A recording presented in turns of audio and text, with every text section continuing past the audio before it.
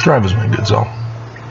So in Helaman chapter 6, you have the Lamanites who have pulled a switcheroo on the Nephites, as the Nephites have now become corrupt and evil.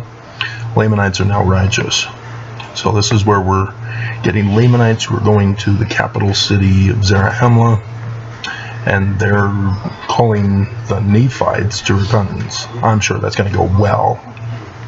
What do you think? Let's speculate and have our opinions be the truth.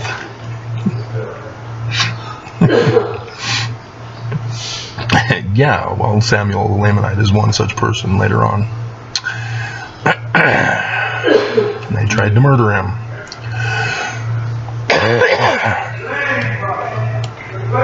And so both are becoming rich, though, and all manner of commerce and prosperity and blah blah blah.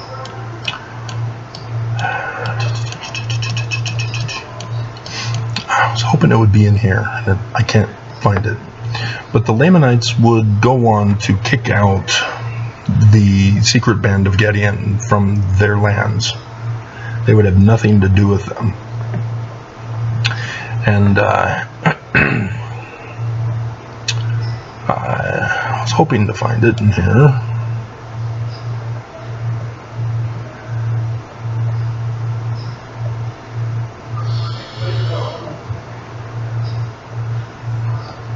But yeah, the Lamanites now become wicked, as I'm seeing here. So I missed it. It was further back in the book.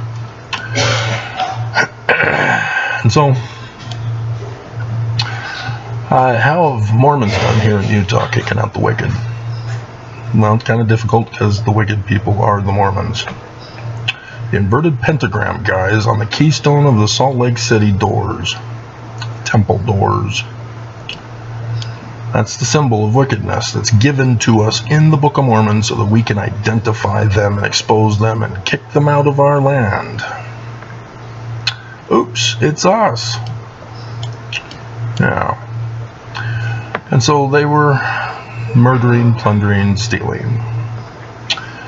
And it came to pass that they did have their signs. Verse 22, their sacred signs, the inverted pentagram, the falling star. And their secret words, red rum, red rum. And this that they might distinguish a brother who had entered into the covenant path.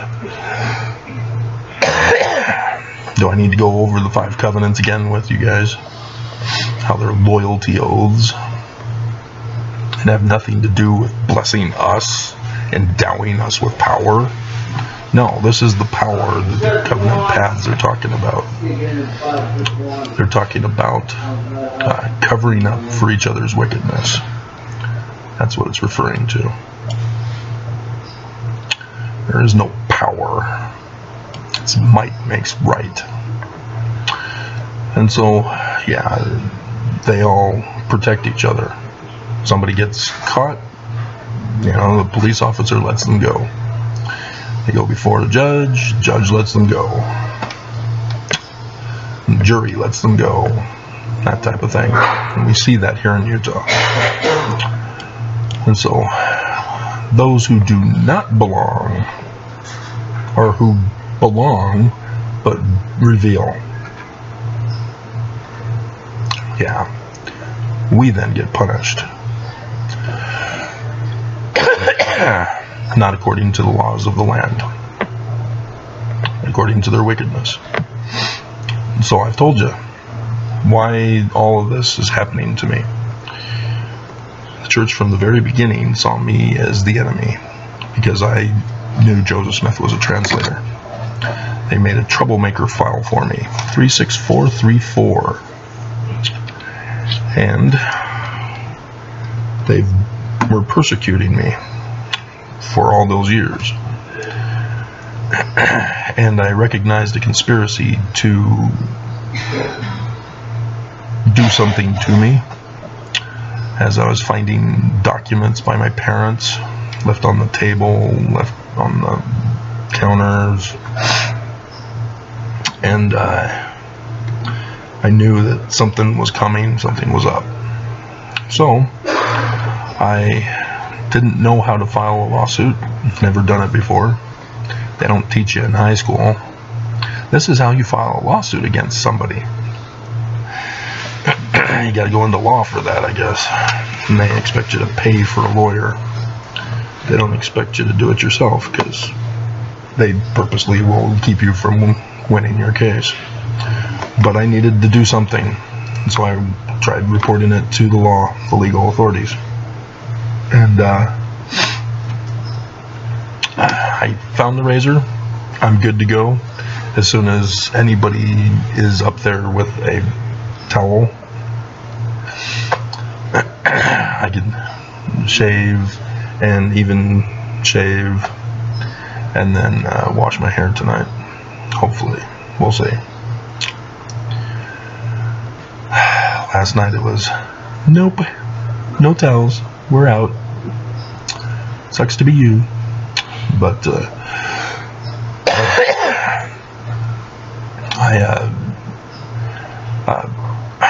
I didn't know forms or anything like that. And so I just wrote the petition, titled it Modern American Utopia, and gave it to the governor's office, which also has the Utah Attorney General's office, and also gave it to the court, Matheson Courthouse. And knowing that the church needed to be served, at least, I gave one to the church. And I didn't know the process at all. First time doing something. And so, nothing happened for 2 weeks. I don't get notified of what I'm supposed to do next or anything. But I come home from work 2 weeks later.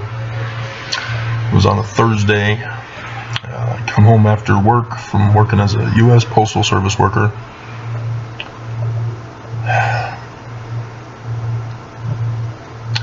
There are just too many people who do not belong here. They need to be taken care of.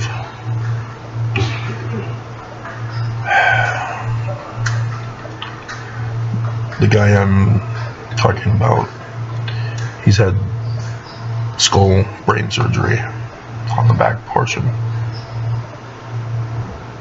Nicest guy in the world, but he's gone.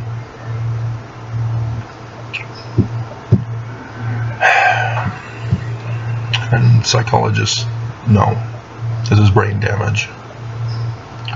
He needs a medical doctor in neurology. Keep the psychos away from him.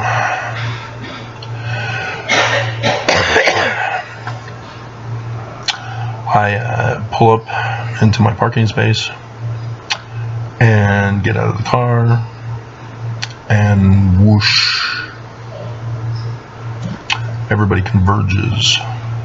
One guy takes his big old truck, driving over the grass, and right in front of me on the driveway. He gets out, guns are pointed directly at my head for the kill shot. I'm unarmed. They don't care. They want a kill shot. They want to murder me. I had no idea what was going on and why and what I'd done. I could only assume that it had something to do with my petition for a redress of grievances as guaranteed in the First Amendment. I would come to find out that that was the case. I was read my rights, so I remained silent. They chose to write in there that I gave a head nod to one of the questions. They don't care about the truth. They want a conviction. They want a guilty plea. I wasn't going to give it to them.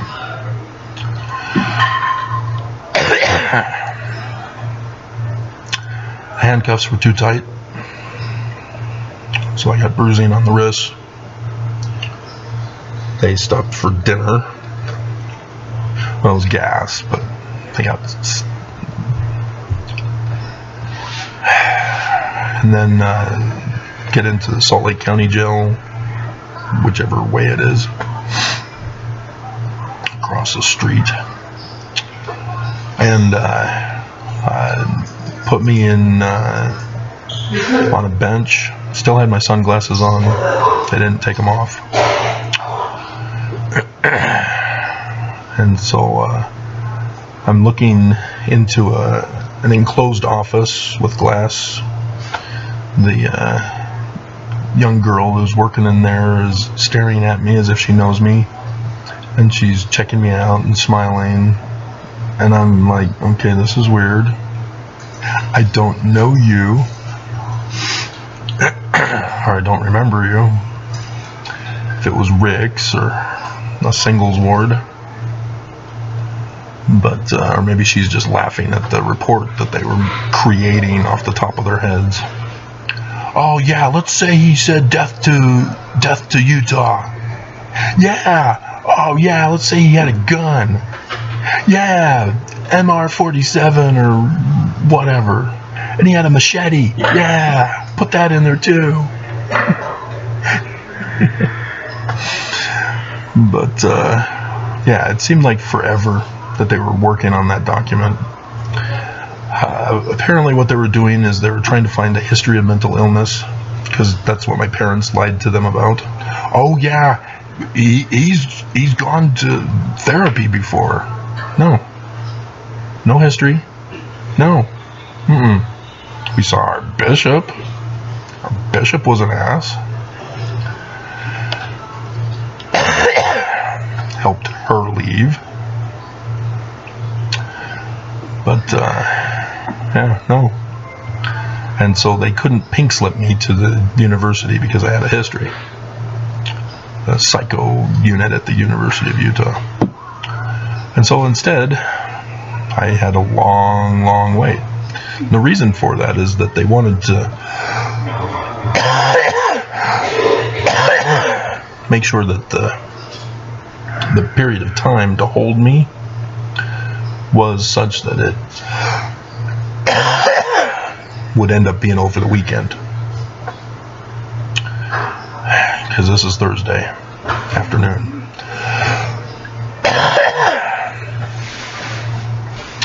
And while I'm out there still getting scoped on by the one girl,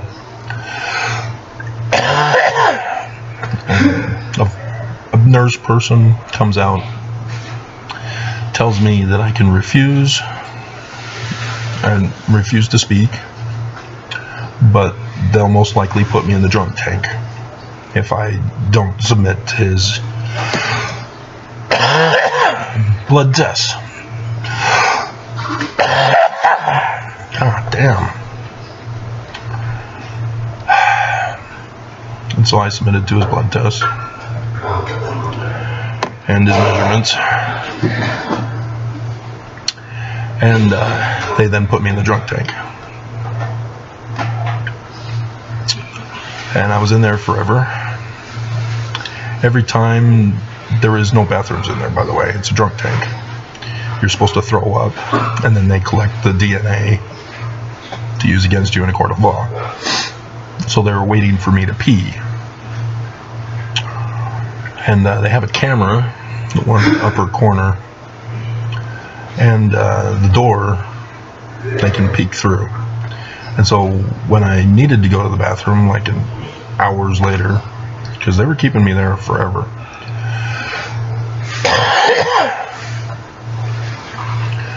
I was going to kneel over the little hole in the ground and go to the bathroom, but every time I would go to do so, the guy would open up the little door latch thing to peek in, to watch me. So that was disturbing. So I don't think I ever did. And so I went and just laid down, made myself as comfortable as I could on the hard floor. And then eventually a psycho, he called himself a psychologist, came in and says, I guess you've been in there long enough. Let's see if we can get you processed. Yeah, it was all an inside game. They know the system. They all work together on this.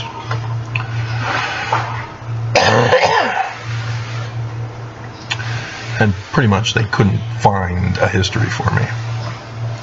And so I'm there in my garment top, no shirt, and sitting out in the little indented lobby area, just waiting. I don't know the system. Book 'em, Dano. And hours go by. I see other people getting processed. I see other new people coming in after me, and they get processed.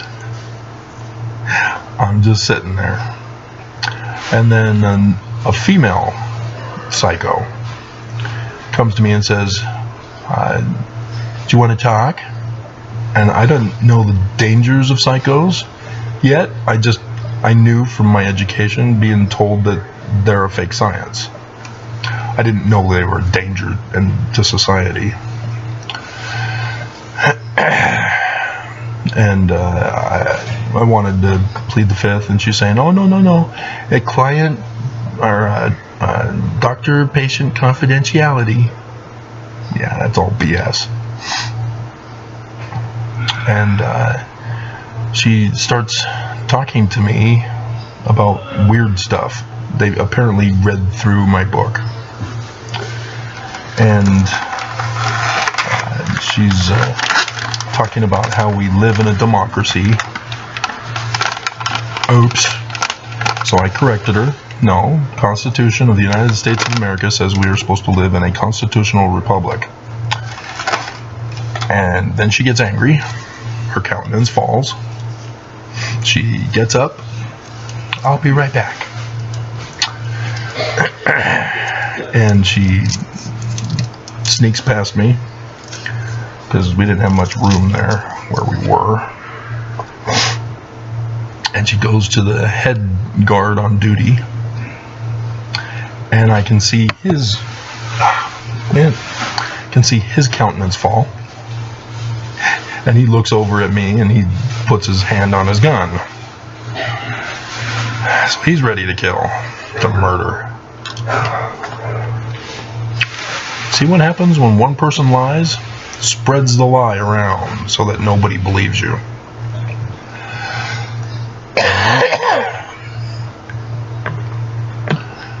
And I was placed in solitary isolation for 2 weeks. No lawyer. No nothing. They waited until booking me first.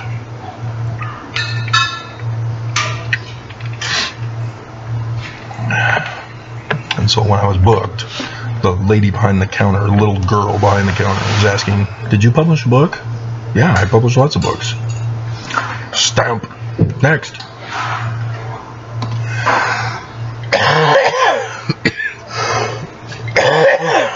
The First Amendment is illegal in Utah. How dare I write a book? And so off to isolation I went. Naked. The steel frames. No padding. No blankets. No clothes. Air conditioning works far better than this. And it's cold. They got a camera on me. They got the guard tower right there at my door. Or at my cell. The water works for 2 seconds and then it shuts off. And then you gotta wait a minute before it is usable for 2 seconds again. The toilet is just a attached to the faucet.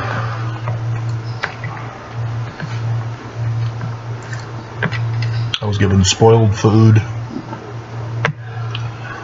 A guy came in every day to check vitals. And then at night while I'm trying to go to bed, little kids from the university would come over and knock on the animal cage. Are you thinking of hurting yourself? Are you thinking of hurting others? Are you thinking of hurting yourself? Are you thinking of hurting others? Sir, hello? Are you going to speak to us?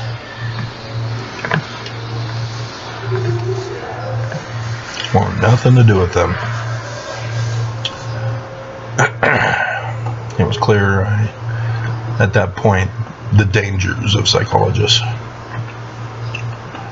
And so there was a guy who would show up in the morning, a psychologist, sit his chair down, had wanted nothing to do with him and his questions. So I just ignored him.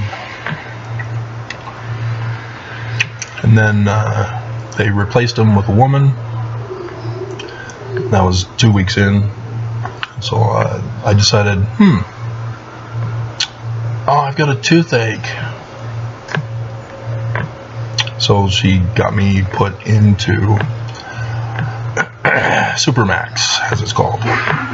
There's general population, there's medium security, and maximum security. And then Supermax. And isolation that I was in. And so I saw Brian David Mitchell, Curtis Allgaier, Easy. Are you out yet, Easy? He gave me my writing paper. I gave him my desserts. Don't ask me how. We won't tell you. He may tell you. But, yeah. He's a great chess player. Good singer. But we'll leave it at that. We'll go into his life.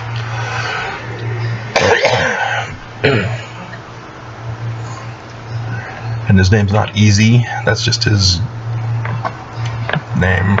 Nom de plume. And I would go on to spend 6 years of my life locked up. Never went to trial.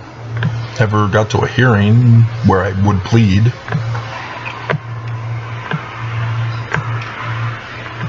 And so I never pled guilty, obviously. I was just locked up. Disappeared from the face of the earth for 6 years of my life. I know full well what this passage is saying and warning us about. The Mormon Danites are evil. And they are all over this valley. They are not welcome on my channel. They are not welcome in my life. They need to go. And they won't go. That's the thing. They think it's fun to torture people, to mock people, to get violent with people who don't want them in their lives, who want to be free of them, who want their agency. And they think it's hilarious when they say, hey, we are free to speak too. You can't deny us our free speech. Yes, we can. Because it's not free speech that you're requesting. It's criminal. You're seeking to commit crimes. You're seeking to take away our free speech, our freedom of religion, freedom of the press, freedom to petition the government for redress of grievances, freedom to peaceably assemble. You are the enemy of the people. And you need to go like the Lamanites did to them. the secret band of Gideon. Unfortunately, they run the church. Brigham was the leader. And so there ain't no getting rid of them. Because if you don't like it here, then you leave. Not them. They're here to stay. They've staked their claim to the land and they ain't giving it up. They still are in denial. It's the United States' land. That they're supposed to abide by the Constitution and the laws of the federal government. They keep pushing for state rule, state sovereignty, because they want to secede from the nation. They want nothing to do with this government. That's why they're seeking to overthrow this government. Tear it and burn it to the ground.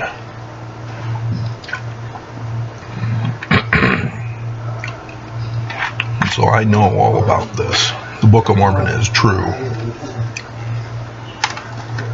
Because it's talking about this church. The great and abominable church of Lucifer.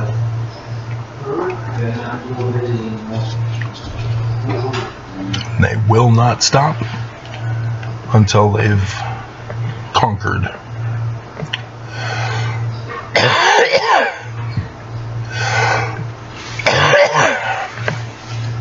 That's why, if you remember back to your covenant path loyalty oaths, why they are written the way they are written, and why Nelson keeps pushing you to remember your covenants.